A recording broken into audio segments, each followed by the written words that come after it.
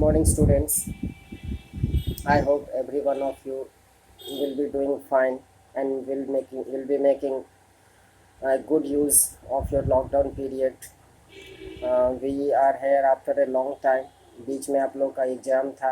I hope आप लोगों ने एग्ज़ाम भी अच्छे से दिया होगा. तो लास्ट टॉपिक जो था हम लोग का, जो हम लोग पढ़े थे, वो था आपका सेकेंड बुक फर्स्ट फ्लाइट जो है उसका question of trust. Although we have read that chapter, but it turns out that ये हुआ है कि CBSE ने बहुत सारे चैप्टर्स को कर्टेल कर दिया, आपके चैप्टर से डिलीट कर दिया है. And that lesson is one of the deleted lesson of your English first flight में 3 लेसन्स डिलीट हुए हैं, जिसमें से ये भी है question of trust, midnight visitor, और एक और है चैप्टर. और इधर से मुझे लगता है कि आप लोगों के पास वो डिलीटेड पोर्शन होगा. नहीं होगा तो you can go to CBSE website and download the PDF format. आज हम लोग चैप्टर 4 पढ़ेंगे, from the diary of Anne Frank. ये आपका इंग्लिश जो मेन बुक है उसका पार्ट है.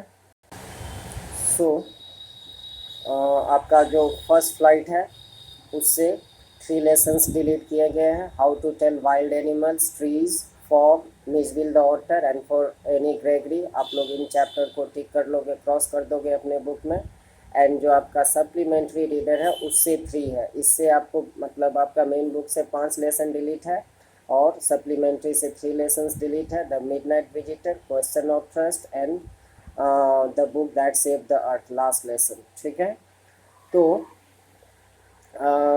आज जो हम लोग चैप्टर पढ़ेंगे from the diary of Anne Frank, ये बड़ा ही इंस्पायरिंग स्टोरी है. एक ऐसी लड़की की 13 ईयर ओल्ड गर्ल की कहानी है जो कि जर्मन थी एंड जेविश थी. जर्मन ज्यू थी, यहूदी थी.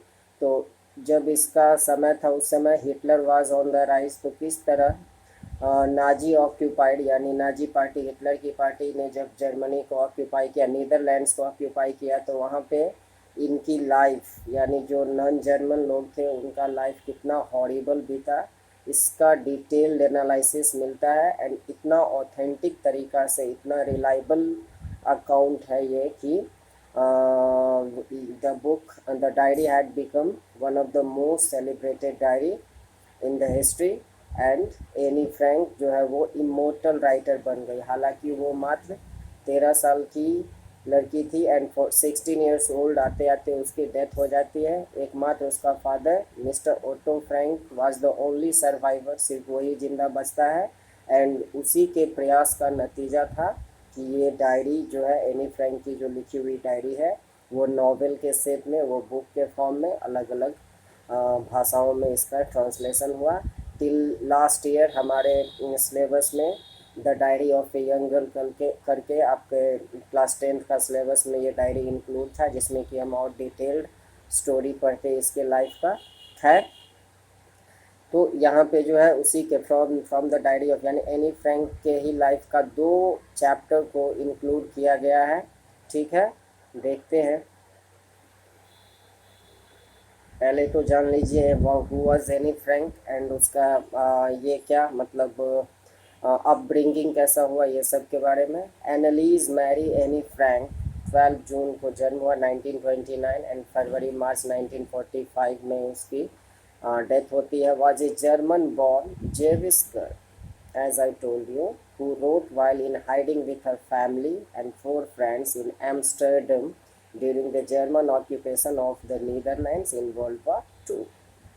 ठीक है. एनालीज मैरी एनी फ्रैंक, यानी एनी फ्रैंक शॉर्ट में अगर बोलो आप, तो ये जर्मन बॉर्न जेविश गर्ल थी जो कि अपने फैमिली के साथ और 4 फ्रेंड्स के साथ एम्स्टर्डम, एक जगह है नीदरलैंड्स हॉलैंड में, वहाँ पे हाइडिंग में रहती थी. किस समय में? तो जब जर्मनी ने नीदरलैंड्स को क्या कर लिया था, ऑक्यूपाई कर लिया था, यानी उस पर कब्जा कर लिया था during the era of world War 2. World War 2 का एरा आई होप आपको याद हो, 1939 से 1945 तक, 4 तक. तो इस दौरान जो है वो हाइडिंग में छुपी थी. Her family had moved to Amsterdam after the Nazis gained power in Germany but were trapped when the Nazi occupation extended into the Netherlands.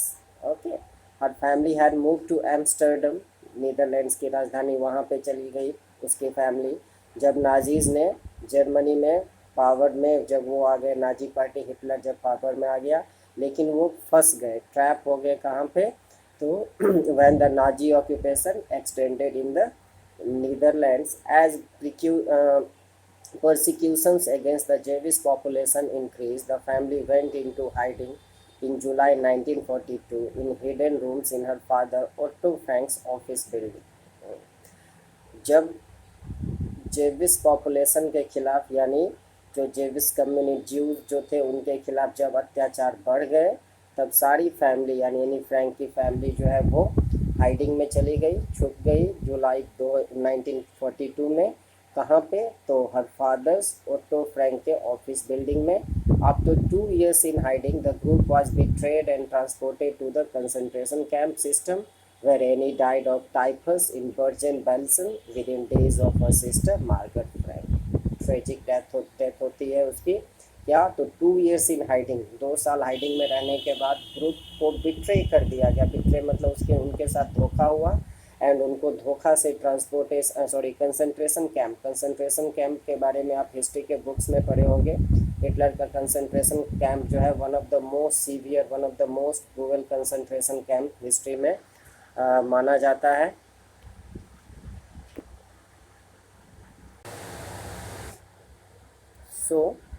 Concentration camp में ले जाया गया जहाँ पे कि एनी फ्रैंक की दिमागी बुखार से, आज तो उसका इलाज संभव है टाइफस से, लेकिन उस समय संभव नहीं था, तो due to typhus she died. कब मरी, तो within days of her sister, कुछ दिन पहले ही उसके सिस्टर मिस मार्गरेट फ्रैंक का डेथ हुआ. उसके बाद इसकी अब father Otto, the only survivor of the group, returned to Amsterdam after the war ended to find that her diary had been saved. Convinced that it was a unique record, he took action to have it published in English under the name The Diary of a Young Girl. This is the story how the diary came to be known to the world. ये कहानी है क्या हुआ, तो Anne Frank died due to typhus and उसका father ही एकमात्र survivor था, एकमात्र वही जिंदा रहे. एंड उनको ये लगा कि ये डायरी जो है ये यूनिक रिकॉर्ड है, एक बहुत ही यूनिक डायरी है, तो इसीलिए उन्होंने इसको इंग्लिश नाम से पब्लिश कराया, the diary of a young girl. Okay, अब अगला पैराग्राफ में हम पढ़ेंगे कि how the diary came to Miss Anne Frank को डायरी मिला कैसे वो डायरी लिखना शुरू की. तो diary was given to Anne Frank for her 13th birthday and chronicles the event of her life from 12 June 1942 until its final entry of 1 August 1944. ये diary Anne Frank को मिली उसके 13th बर्थडे पे and इसमें सारा event Chronicle है, series में दिया गया है. कहाँ से, 12 जून 1942 से 1 अगस्त 1944 उनकी डायरी में लास्ट एंट्री है. And it was eventually translated from its original Dutch into many languages and became one of the any received this diary on her 13th birthday and इसमें आपको उसके लाइफ का इनिशियल फेजेज यानी 12 जून जो उसका first birthday था 13th, उस तारीख से लेके 1 अगस्त तक की घटनाएं मिलती हैं. और द डायरी उस समय जब ये लिखी थी तो originally she wrote the diary in Dutch language, Dutch में लिखी थी, लेकिन उसके बाद इस पर बहुत सारी मूवी बनी, बहुत सारे ड्रामास बने, ओपेरा बने. And described as the work of a mature and insightful mind, the diary provides an intimate examination of daily life under Nazi occupation. ये डायरी आपको ऐसा कंसीडर किया जाता है कि ये आपको नाजी ऑक्यूपेशन यानी नाजियों का जब कब्जा था नीदरलैंड्स पे, उस समय एक जेविस का जो लाइफस्टाइल है, उसकी जो ज़िंदगी है, उसका डिटेल्ड एनालिसिस, डिटेल्ड समरी आपको इस डायरी में मिलता है. And one of the most renowned and discussed of the Holocaust victims. ठीक है, तो अब हम लोग आगे बढ़ते हैं, जो मुख्य चीज़ें जो डायरी में एक्चुअली क्या डिस्क्राइब किया गया है उसको पढ़ते हैं, उसको देखते हैं। एंड पहला ही लाइन आप देखियो, एक्चुअली ये diary, the more you start reading the detail given by Anne Frank, तुमको ये रियलाइज़ होने लगेगा कि वो सिर्फ एक 13 साल की लड़की ही, छोटी सी बच्ची ही नहीं है, बल्कि काफ़ी मैच्योर चाइल्ड है, काफ़ी इंसाइटफुल तरीके से, काफ़ी ज्ञान, काफ़ी बुद्धि से वो लिखी है इस डायरी को। पहला ही लाइन है, writing in a diary is a really strange experience for someone like me. मेरे जैसे लड़की के लिए डायरी लिखना एक ऑल टुगेदर एक अजीब स्ट्रेंज एक्सपीरियंस था। Not only because I have never, इसीलिए नहीं कि मैंने कभी डायरी नहीं लिखा, बट इसीलिए भी क्योंकि it seems to me that later और neither I nor anyone else will be interested in the musings of a 13 year old school girl. बोलती है कि डायरी लिखना मेरे लिए हमेशा से स्ट्रेंज एक्सपीरियंस रहा है, इसीलिए नहीं कि मैंने कभी डायरी लिखा नहीं है, बल्कि इसीलिए कि अगर मैं डायरी लिख भी दूँ तो कोई क्यों 13 साल की एक स्कूल गर्ल के म्यूजिंग्स में, उसके लाइफस्टाइल में जानने को इंटरेस्टेड होगा। अब यहीं पे आयरनी है कि वो सोची कि मेरे डायरी को तो कोई पढ़ेगा नहीं, क्यों लिखूं, इसीलिए वो लिखती भी नहीं थी। एंड जब उसने लिखा तो सी created history. Oh well, it doesn't matter. I feel like writing and I have an even greater need to get all kinds of things off my chest. फिर भी वो बोलती है, oh well, it doesn't matter. कोई matter नहीं करता। I feel like writing, मुझे मन है लिखने का। And I have an even greater need. And मुझे अपनी चीज़ें जो कि मेरे हृदय में है, जो कि मैं मन में बिठा के रखी हूँ, तो I need to get all kinds of things off my chest.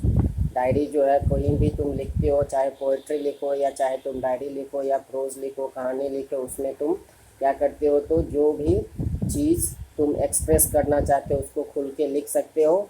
And पहला ही लाइन सेकेंड पैराग्राफ में वो बोलती है, paper has more patience than people. ये लाइन पूछता भी है एग्जाम में, ठीक है।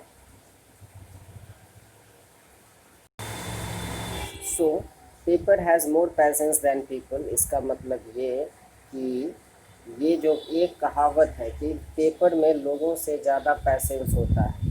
कहने का मतलब है कि पेपर में, कागज़ पे आप अपना जितना भी दुख है, जितना भी पेन्स है, सफरिंग है, ट्रबल्स है, सबको एक्सप्रेस कर सकते हो। पेपर जो है आपको कंप्लेन नहीं करता। लेकिन ह्यूमन बीइंग का नेचर है, हम तुमको बोलेंगे कि मेरा सर दर्द हो रहा है, आज बोलेंगे तो तुम सिंपैथाइज करोगे, कल भी बोलेंगे फिर भी तुम सिंपैथाइज करोगे, बोलोगे नहीं सर दवा ले लीजिए, ये बोले। लेकिन लगातार तुमको हम 2 दिन, 4 दिन, 5 दिन, 10 दिन अगर यही चीज़ बोले कि मुझे सर दर्द हो रहा है, मुझे सर दर्द हो रहा है, एक सिंपल सी एग्जांपल दे रहे हैं हम, तो there comes a time when you get irritated, तुमको इरिटेशन होने लगेगा। डेली सर एक ही चीज़ बोलते हैं, दर्द होता है तो होता है, हम क्या करें।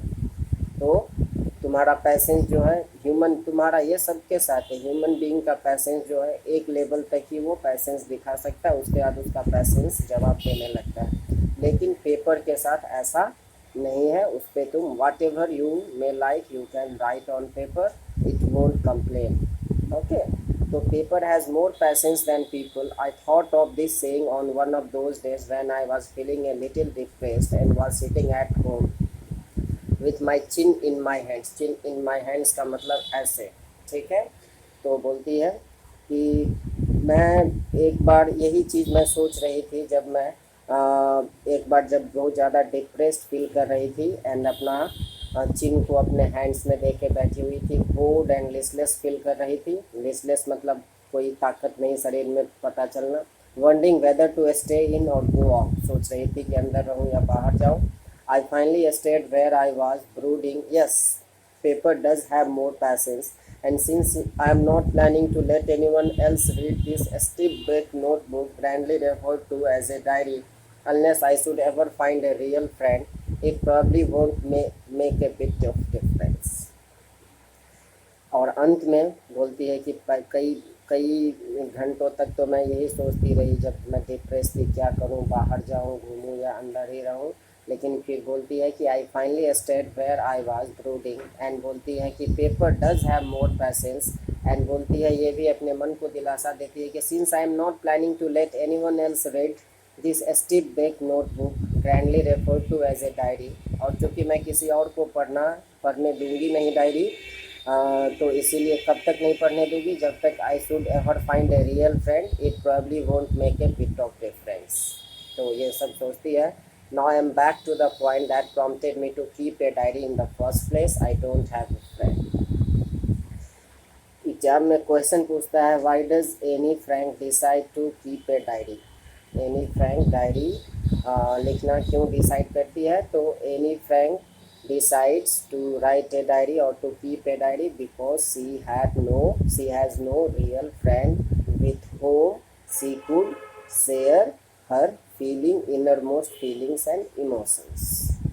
इसीलिए वो डायरी लिखना शुरू की कि उसका कोई ऑल्दो उसके पास 30-40 लोग ऐसे थे जिसको कि वो दोस्त बोल सकती थी, लेकिन कोई भी ऐसा रियल फ्रेंड नहीं था जिसके साथ वो अपने अप्स एंड डाउन्स, जीवन के उतार चढ़ाव, दुख सुख सारा चीज़ शेयर कर सकती थी।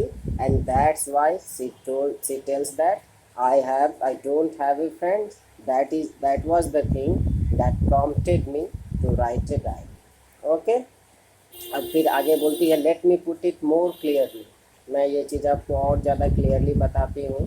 कैसे कि since no one will believe that a 13-year-old girl is completely alone in the world. ये बात कोई भी बोलती है कि मैं इसीलिए आपको और क्लियरली बता रही हूँ क्योंकि कोई भी बिलीव नहीं करेगा। तुम अपना ही एग्जाम्पल ले लो, तुम बोलो कि मेरा दुनिया में कोई दोस्त ही नहीं है, तो एक 13 साल 14 साल का स्टूडेंट जो है वो अगर बोले कि आई हैव नो फ्रेंड्स, तो ये थोड़ा सा अजीब लगता है।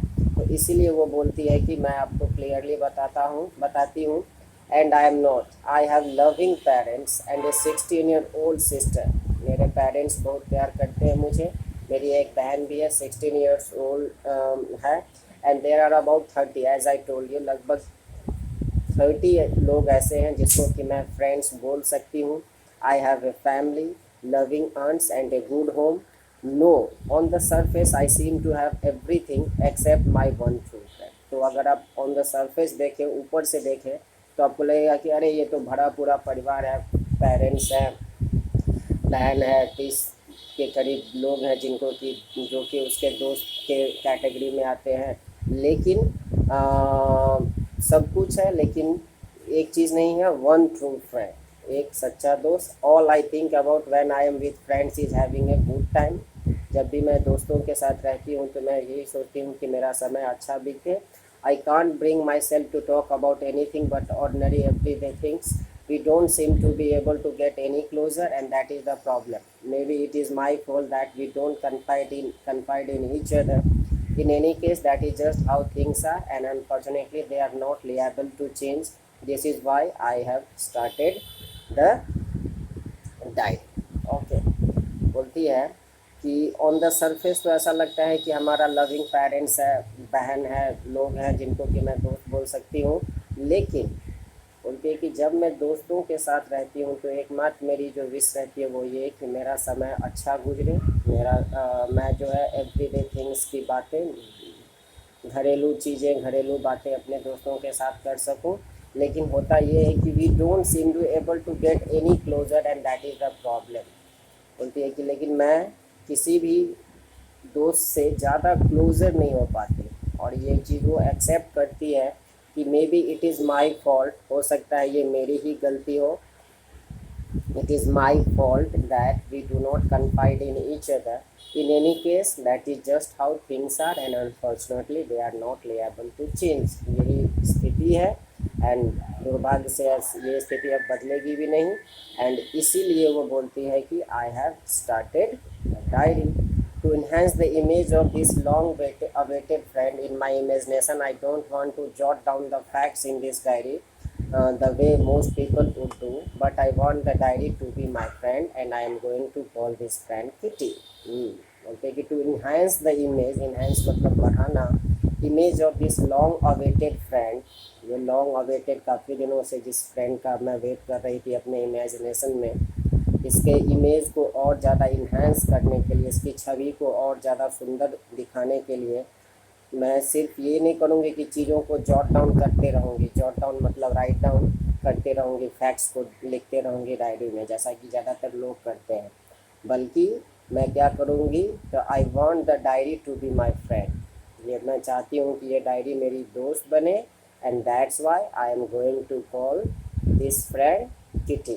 और इसीलिए मैं इस डायरी को, इस फ्रेंड को किटी नाम दे रही हूँ। ठीक है, ठीक है।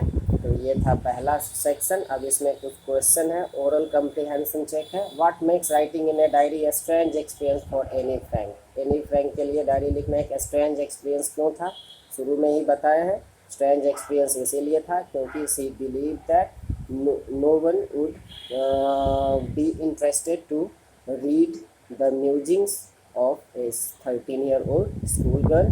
And why does Annie want to keep a diary? She wants to keep a diary because she has no real friend with whom she can confide her feelings. Why did Annie think she could confide more in her diary than in people? Annie ऐसा क्यों सोचती है कि वो लोगों से ज़्यादा diary पे भरोसा कर सकती है?